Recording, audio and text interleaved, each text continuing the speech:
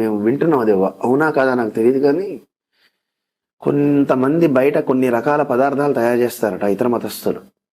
వాటిల్లో కొన్ని క్యాప్సిల్స్ కూడా కలిపి అక్కడ వాళ్ళ మతస్థులు ఎవరు తినరట, ఓన్లీ మన వాళ్ళే వెళ్ళి తింటారు. దానికి మన వాళ్ళు ఎడిక్ట్ అయిపోయి అక్కడే వెళ్ళి తినటం వల్ల దానివల్ల వచ్చే నష్టం ఏమిటి అంటే వీడిలో సంతానాన్ని పొందేంటి వీర్య కణాలని చనిపోతాయి. సమస్యలు చాలా పెద్ద స్థాయిలో గల కారణం ఇది, అది పట్టుకున్నారని కూడా విన్నా నేను. మరి ఇంత దారుణం, ఇది తినద్దురా బాబు అని చెప్పినా తింటున్నారంటే అది ఎంత ఎడిక్ట్ చేసింది ఆ పదార్థం వాడికి. చూడండి, అంటే వాడు దానికి బానిస అయిపోయాడు, అక్కడ తినకుండా ఉండలేకపోతున్నాడు. పోనీ వాళ్ళు ఎవరన్నా వచ్చి తింటారా? తినరు. ఇప్పుడు మరో బంగ్లాదేశ్ మన దేశం కాకూడదు అంటే మనం ఎవరిని చంపాలని మనం ఎప్పుడు చూడం.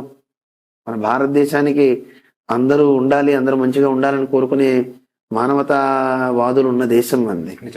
అలాంటి ఈ దేశంలో మనకే ఉనికి లేకుండా చేస్తున్నా అది గమనించక జిహ్వ రుచి చూడండి, చాపల్యం చూడండి, అయ్యో ఇలాంటి సమస్యలు ఉన్నాయి, మనం అలా చేయొద్దు అనుకునే స్థితి లేదు.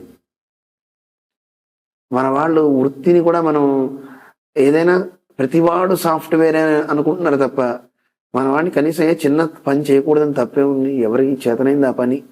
ఇప్పుడు గుడి ముందు పూలు అమ్మేవాళ్ళు లేరు మన వాళ్ళు, వ్యాసపీఠాలు తయారు చేసేవాళ్ళు మన వాళ్ళు లేరు, ఎలక్ట్రీషియన్స్ కానీ ఏసీలు కానీ ఏవైనా తీసుకోండి, ఆఖరికి టైర్ పంచర్ వేస్తే కూడా చేసేవాళ్ళు మన వాళ్ళు ఎవరు కారు.